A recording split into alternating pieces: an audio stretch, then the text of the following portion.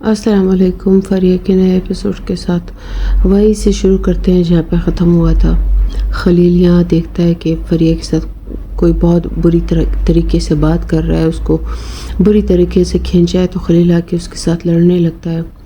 فریہ بیچ میں بچاؤ کرتی ہے۔ فریہ اس کو بار بار کہتی ہے کہ نہیں، وہ غلطی سے ہوا ہے، ایسا کچھ بھی نہیں ہے، کوئی ایسی بات نہیں ہے۔ وہ بار بار ایسے میں وہ خلیل کو وہاں سے ہٹا دیتی ہے، اس کو سمجھاتی ہے کہ ایسا کچھ نہیں ہے، بس غلطی سے ٹکر ہوگی، ایسی کوئی بات نہیں ہے جیسے تم سمجھ رہی ہو، نہ کسی نے مجھے تنگ کیا ہے، تم پریشان مت ہو۔ اور اسی طرح سے اس کو جانے کا کہتی ہے اور اس کو رخصت کر دیتی ہے۔ اور یہاں پر زہرہ بیگم جو ہے وہ خلیل کی والدہ سے ملنے آئی ہوتی ہے اور اسے بتاتی ہے کہ دیکھو، میں اپنی بیٹی کی شادی جلدی نہیں کروں گی، وہ 4 سال اس کو کے اور باقی ہے پڑھنے کے، اس نے آگے بھی پڑھنا ہے۔ اور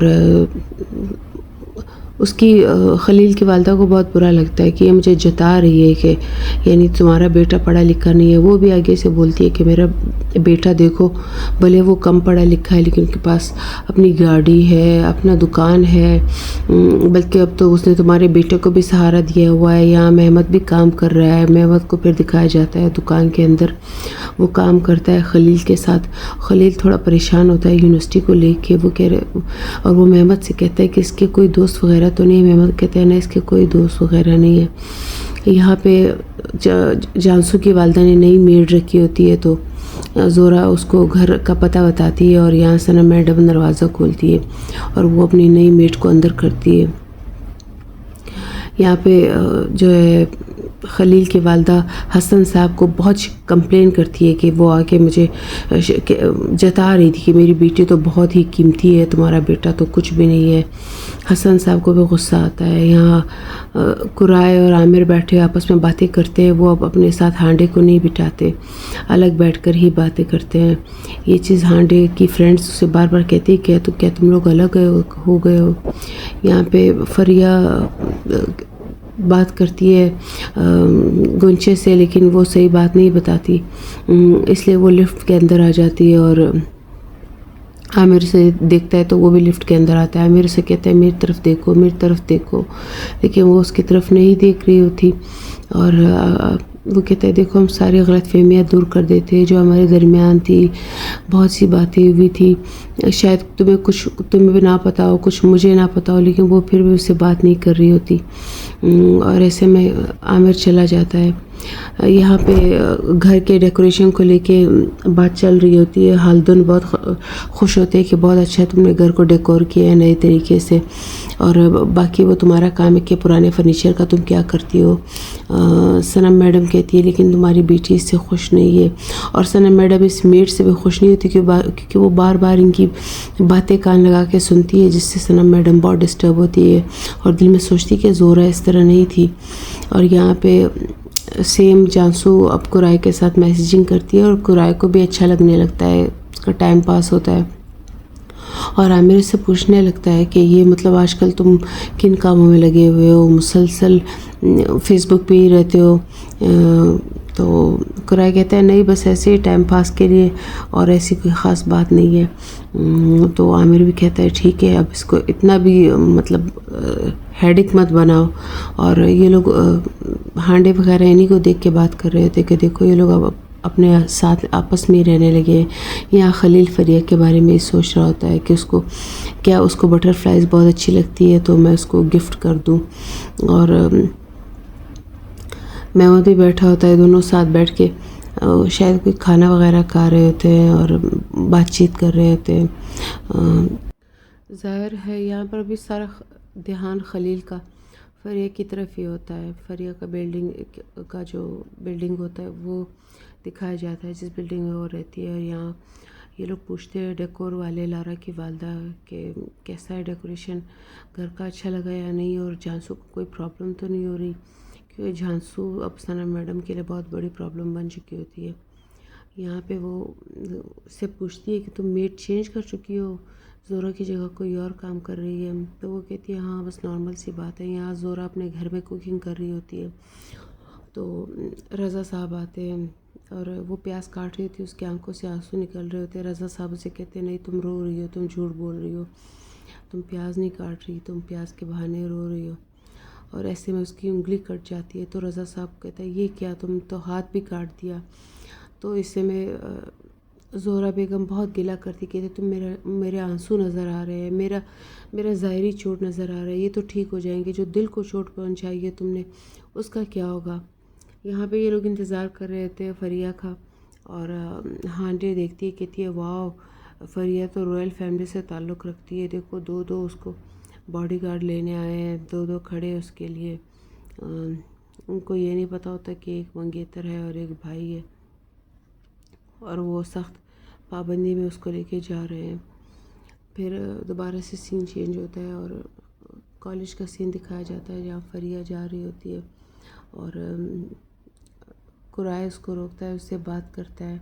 وہ اس کو کچھ بتانا چاہتا ہے، ایسے میں اس کو فون آتا ہے اور وہ چلی جاتی ہے. یہاں پہ عامر ایکسرسائز کر رہا ہوتا ہے اور لڑکیاں اس کو دیکھ رہی ہوتی ہے، کہتی ہے چلو پاپارازیوں کو بتاتے جو اس کی تصویریں کھینچے. یہاں ریسٹورنٹ میں رضا صاحب بیٹھے ہوتے ہیں اور چائے پی رہے ہوتے ہیں اور اس سے حسن صاحب ملنے آتے ہیں اور اس سے شکایت کرتے ہیں کہ دیکھو تمہاری بیگم نے اس طرح سے میرے بیٹے کے بارے میں بات کہی ہے. اور یہاں خلیل فریہ کو گفٹ دیتا ہے کہ تمہیں بٹر فلائز بہت پسند ہے، پلیز لے لو. لارا بھی یہ چیز دیکھتی ہے کہ یہ کون ہے جو فریہ کو گفٹ دے رہا ہے، اسے حیرت ہوتی ہے. فریہ لے لیتی ہے، اس سے نہ چاہتے ہوئے بھی لے لیتی ہے اور پھر اس کو خدا حافظ کہہ کے آ جاتی ہے. لیکن گھر میں وہ مہمت سے خوب لڑتی ہے کہ یہ کون ہوتا ہے مجھے اس طرح کی گفٹ دینے والا. پھر رات کا منظر دکھایا جاتا ہے اور ایک عامر کا گھر دکھایا جاتا ہے اور عامر اور قرائے ساتھ میں بیٹھے ہوتے ہیں اور اپنی اپنی باتیں کر رہے ہوتے ہیں. تو قرائے سے کہتا ہے کہ آخرکار تمہیں محبت ہو ہی گئی. عامر کہتا ہے کیوں، کیا تمہیں محبت ہو چکی ہے؟ قرائے کہتا ہے ہاں بہت پہلے سے، بہت بچپن سے. تو عامر کہتا ہے کون ہے وہ؟ تو قرائے سے کہتا ہے ہانڈے.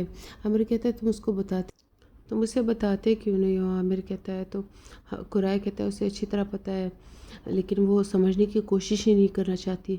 وہ کون سے فریہ کی طرح ہے جو تمہیں نہ بھی دیکھے لیکن اس صاف پتہ چلتا ہے وہ تم سے محبت کرتی ہے. لیکن ہانڈے اس طرح نہیں ہے، ہانڈے ایک جگہ ٹکنے والی بالکل بھی نہیں ہے. یہاں پھر سے دوبارہ فریہ کو دکھایا جاتا ہے. فریہ بہت ڈسٹرب ہوتی ہے کہ فریہ اپنی والدہ سے کہتی ہے کہ آنے میں تنگ آ گئی ہوں، اس طرح کی زندگی سے تنگ آ گئی ہوں، میں صحیح سے سانس بھی نہیں لے پا رہی. اس کی والدہ اس کو سمجھاتی ہے کہ تم کچھ پیشنس رکھو، میں تمہارے والد کو گائیڈ کر لوں گی آہستہ آہستہ سے. اور وہ کمرے میں آ کے دوبارہ سے رضا صاحب سے یہی باتیں کرتی ہے کہ ہماری اتنی پیاری قیمتی بیٹی، ذرا سی غلطی پہ تم نے اس کو اتنا بڑا صدمہ دیا. تو رضا صاحب کسی بھی طرح سے خود کو کنٹرول نہیں کر پاتے. وہ کہتے ہیں مجھے بچوں سے یہ امید نہیں تھی.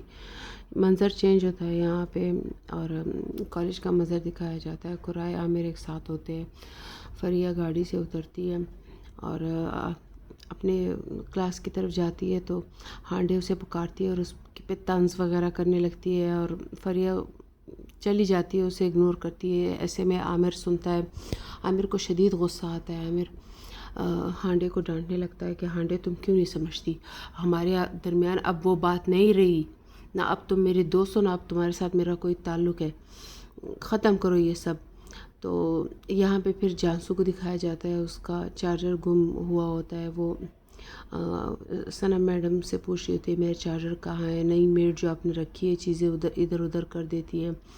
صنم صاحبہ جانسو سے کہتی کہ یہ سب بھی تو تمہاری کارستانی ہے، اس کو بھی تو تم نہیں برداشت کر پا رہی تھی. یہاں پھر عامر اور فریہ کا آمنا سامنا ہوتا ہے لیکن کچھ نہیں بولتے اور آپ ساتھ میں گزر جاتے ہیں. یہاں میڈم رمیسا کا گھر دکھایا جاتا ہے جہاں زہرا صاحبہ بیٹھی ہوتی ہے رمیسا کے بیٹے کے ساتھ اور وہ ٹی وی بہت غور سے دیکھتی ہے. تو جو رمیسا کے بیٹے ہوتے ہیں وہ اس کو سمجھاتے ہیں کہ یہ سب کہانیاں ہیں، جھوٹ ہے، یہ پریشانیوں کو بیچتے ہیں ٹی وی والے، ان کی باتوں میں مت آیا کرو. اس کو سمجھاتے ہیں کہ اس طرح سے اپنی زندگی میں ان چیزوں سے دور رہا کرو. یہاں پر لارا کو اور اس کی والدہ بات کر رہی ہوتی ہے. لارا کی والدہ اسے کہتی ہے کہ تم جانسو کو زیادہ سے زیادہ ٹائم دو، وہ مینٹلی طور پر صحیح نہیں ہے، اسٹیبل نہیں ہے. تو لارا کہتی ہے اس کے لیے میں اپنا کیوں دماغ خراب کروں. پھر ماں اس کو سمجھاتی ہے. یہاں دوبارہ سے خلیل کی دکان دکھائی جاتی ہے، اور خلیل اور محمد ایک ساتھ ہوتے ہیں اور کام کر رہے ہوتے ہیں. اور ایسے میں خلیل کہیں چلا جاتا ہے تو ساتھ دکان والی ایک خاتون آتی ہے اور ایک دم سے محمد کو اچھی لگنے لگتی ہے پہلی نظر میں. اور وہ بھی محمد کو پسند کرنے لگتی ہے. اس کو سیڑھی چاہیے ہوتی ہے اور وہ بڑے آرام سے دکان میں ایسے گھوم پھر رہی ہوتی ہے جیسے اس کی دکان ہو. محمد اوپر جا کے اس کے لیے سیڑھی لے آتا ہے اور اس سے باتیں کرنے لگتا ہے. ایسے میں ان کی دوستی ہو جاتی ہے، دونوں ایک دوسرے کو پسند کرنے لگتے ہیں. دوبارہ سے رمیسا میڈم کا گھر دکھایا جاتا ہے جہاں پہ زہرا کام کر رہی ہوتی ہے اور رمیسا میڈم کا بیٹا بھی کھڑا ہوتا ہے. یہ دونوں آپس میں باتیں کر رہے ہوتے ہیں، زہرا اور جو رمیسا کے بیٹے ہوتے ہیں جس کو وہ صاحب کہتی ہے. اور یہاں پہ دوبارہ سے خلیل کی دکان دکھائی جاتی ہے جہاں پہ محمد اور وہ جو نئی لڑکی ہوتی ہے وہ اور محمد آپس میں خوب باتیں کرتے ہیں، ہنستے ہیں. محمد کو بھی اچھا لگ رہا ہوتا ہے. لڑکی کا نام پتہ نہیں کیا نصرت تھا میرے خیال سے. یہ دونوں آپس میں بات چیت کر رہے ہوتے ہیں اور لڑکی بہت تیز ترار ہوتی ہے، محمد سیدھا سا لڑکا ہوتا ہے. یہاں پہ یہ لوگ سب بیٹھے ہوتے ہیں، صنم میڈم اور لارا کی والدہ جانسو سب بیٹھے ہوتے ہیں، آپس میں باتیں کر رہے ہوتے ہیں. اور یہ لوگ فریہ کے بارے میں بھی بات کر رہے ہوتے ہیں کہ فریہ کے گھر ہی اچانک کون سے لوگ آنے لگے ہیں. لارا بھی کہتی ہے کہ ہاں میں نے اسے دیکھا ایک آدمی اس کو پھول دے رہا تھا. صنم جانسو دل میں پریشان ہو جاتی ہے. یہاں پہ وہ لوگ دوبارہ آ جاتے ہیں جس پہ زہرا میڈم نے ہیتا کی عزت کا کیس کیا ہوتا ہے کہ میں نے ان کے گھر سے چوری نہیں کی تھی، انہوں نے مجھ پہ الزام لگایا. وہ دوبارہ آ کے سوری کرتے ہیں زہرا میڈم سے. تو زہرا کہتی ہے ٹھیک ہے میں آپ لوگوں کو معاف کر دیتی ہوں. وہ لوگ بہت خوش ہو جاتے ہیں اور پھر زہرا ان سے اپنا کیس واپس لینے کا ارادہ کر لیتی ہے. یہاں فریہ اپنے شیشے میں بال کنگھی کر کے دیکھ رہی ہوتی ہے خود کو اور پریشان ہوتی ہے. گفٹ کھولتی ہے اور غصے میں گفٹ پھینک دیتی ہے. اس کو بالکل بھی نہ خلیل پسند ہوتا ہے نہ اس کی گفٹ پسند ہوتی ہے. ظاہر اس کو پہلے سے ایک امیر کبیر عامر جیسا لڑکا پسند آ چکا ہوتا ہے. اور جانسو اپنا وہی لگی ہوتی ہے چیٹنگ فیس بک پہ قرائے کے ساتھ. اور ایسے میں قرائے کی ڈور بیل بجتی ہے. قرائے جا کے جب دروازہ کھلتا ہے تو وہاں پہ ہانڈے ہوتی ہے. ہانڈے کو جب دیکھتا ہے تو ہانڈے اس سے گلے ملتی ہے. قرائے کو اور کیا چاہیے، قرائے کی تو محبت ہی ہانڈے تھی. اور یہاں یہ سو رہا ہوتا ہے عامر، بہت ڈرگس لے کے رستے میں ہی سو رہا ہوتا ہے اور فوٹوگرافرز آ کے اس کی تصویریں کھینچتے اور صبح اخبار میں چھاپ دیتے ہیں. اور یہ چیز اس کی والد تک پہنچ جاتی ہے. فون کرتے لوگ اس کے والد کو کہ ذرا اخبار کھولنا، اس میں تمہارے بیٹے کے کیا کارنامے ہیں. اور صبح واقعی میں یہاں پہ اس کی والدہ کو بھی دکھایا جاتا ہے اور چھوٹا بھائی بھی ساتھ میں ہوتا ہے. اسکول کے لیے تیار کر رہے ہوتے ہیں اسے. اور والدہ کی طبیعت ٹھیک نظر نہیں آ رہی ہوتی ہے عامر کی. اور عامر کے والد کو فون آتا ہے کہ اس طرح سے تمہارا بیٹا کیا کرتا پھر رہا ہے، ذرا دیکھ لو. عامر جیسی مطلب اس کے والد آتے ہیں، عامر کو بری طرح ڈانٹتے ہیں. تو وہاں سے جو عامر کے والد ہے تو اس کی گرل فرینڈ اترتی ہے کہ کیوں شور ہو رہا ہے. تو عامر کہتا ہے واو یہ ہے فیملی، نیچے ماں رہ رہی ہے اوپر گرل فرینڈ رہ رہی ہے. تو ایسے میں دوبارہ سے کالج کا منظر دکھایا جاتا ہے. گنچے اور قرائے آپس میں بات کر رہے ہوتے ہیں اور قرائے گنچے سے کہتا ہے کہ وہ سی ڈی دے دو جو میں تمہیں غصے میں واپس بنا کے دی تھی. گنچے کہتی ہے کیوں، اب ایسا کیا ہو گیا جو تم واپس پلٹ گئے اپنی بات سے. گنچے دینے سے انکار کر دیتی ہے کہ کیوں تم مطلب اس طرح مطلب ہانڈے کے لیے وہ کوئی بھی غلط صحیح کرے تم اس کے لیے ہر قربانی دیتے ہو. وہ دینے سے انکار کر دیتی ہے اور اس طرح وہ کہتے کہ ایک شرط پہ دوں گی، تم کو بالکل ہانڈے کو اگنور کرنا ہوگا. تو ہانڈے حیران ہو جاتی ہے کہ رات کو میں نے اس کو اتنا رسپانس دیا اور ابھی یہ مجھے اگنور کر رہا ہے. حالانکہ اس کو پتہ نہیں ہوتا کہ پیچھے کی کہانی کیا ہے. دوبارہ سے وہ خلیل کی دکان کا منظر دکھایا جاتا ہے۔ خلیل ایک بہت ہی قیمتی انگوٹھی کا ایک پیکٹ لے لیتا ہے جس کے اندر انگوٹھی کو رکھا جاتا ہے، وہ ایک کور کہ وہ کیسے منگنی والے دن فریہ کو پہنائے گا۔ اور یہاں زہرہ خاتون اپنا کیس واپس لائر کے پاس آتی ہے، ان سے لے لیتی ہے کہ ان کو میں نے معاف کر دیا، تو وہ کہتے ہیں ٹھیک ہے۔ اور یہاں ویسل جو ایک فراڈ ہوتا ہے اس کو پھر دکھایا جاتا ہے، کیونکہ یہاں کو بینک کے لون کی منظوری ہو جاتی ہے، بینک والے اس کو کہہ دیتے ہیں کہ آپ کا لون منظور ہو گیا۔ ویسل تو ویسے ہی بدنام ہوتا ہے، پتہ نہیں کیوں رضا صاحب کو یقین نہیں آتا۔ یہاں فریہ کہتی ہے کہ بھائی تم مجھ سے بات کرنے والی تھی گنچے، تم کیوں مجھے وہ بات نہیں بتا رہی ہو؟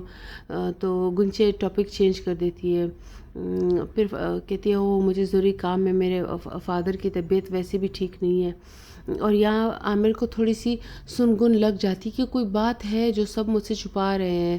دوبارہ اس طرح کی بات وہ پہلے بھی ہانڈے اس کے ساتھ کر چکی تھی، وہ ایک فلیش بیک میں چلا جاتا ہے کہ کچھ اس طرح سے تھا، تو وہ عامر اس سے پوچھنے کی کوشش کرتا ہے تو وہ ہانڈے نہیں بتاتی، تو وہ بہت مطلب ڈسٹرب رہنے لگتا ہے کہ سب مجھ سے کون سی بات ہے جو مجھ سے چھپا رہے ہیں، کوئی بات تو ہے جو نہ گنچا بتا رہی ہے، نہ قرائے بتا رہے ہیں، نہ ہانڈے۔ اور یہاں یہ دونوں بات کر رہے ہوتے ہیں یہی بینک کے لون کے متعلق، اور رضا صاحب کو یہ نہیں پتا ہوتا کہ پھر سے اس کو کوئی کسی بڑے جال میں پھنسا رہا ہے۔ اور زہرہ آتی ہے، اور زہرہ تو ویسے بھی ویسل صاحب کو بہت بری لگتی ہے کیونکہ اس کو پتا ہوتا ہے کہ یہ میرے چال چلن سمجھتی ہے۔ یہاں پہ یہ لوگ رات کا وقت ہوتا ہے، سب عمر اور سب لوگ بیٹھے ہوئے ہوتے ہیں اور اپنی باتیں کر رہے ہوتے ہیں، اور ایسے میں خلیل آتا ہے اور خلیل کہتا ہے کہ اگر آپ لوگ مائنڈ نہ کریں تو پلیز میں ویکینڈ پہ اپنے ساتھ فریہ کو لے جاؤ گھمانے کے لیے، میرا بہت دل کر رہا ہے۔ تو رضا صاحب اس کو کہتے ہیں نہیں کیوں نہیں آرام سے ضرور جاؤ۔